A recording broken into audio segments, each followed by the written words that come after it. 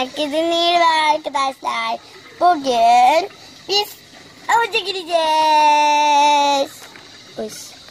Özür dilerim. Bir şey değil ama benim uykum geldi. Uyumaya gidelim mi?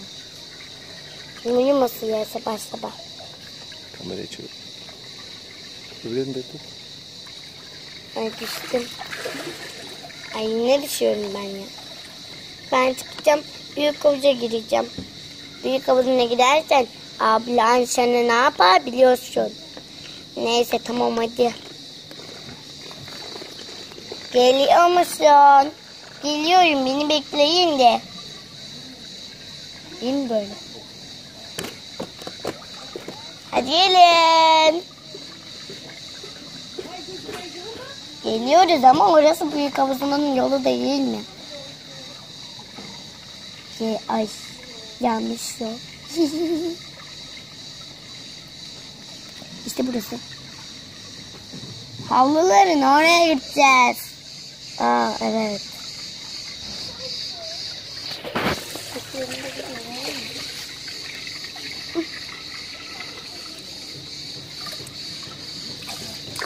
Evet, siz uyuduğunuza göre ben de uyuyabilirim.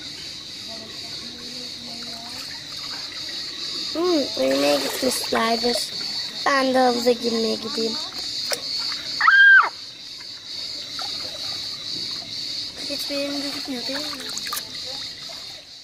Evet, çok eğlenceli bir şey.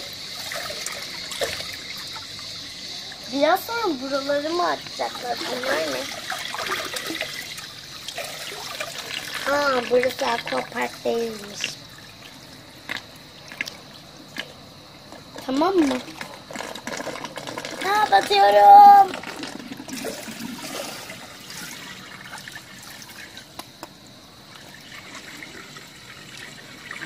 Çıkmaya çalışacağım. Buluk buluk buluk buluk. Partimiz burada. Havuz partimiz burada bitti. Bir dahaki havuz partimizde sizi bekleriz. Görüşürüz. Abone olmayı da unutmayın. Görüşürüz.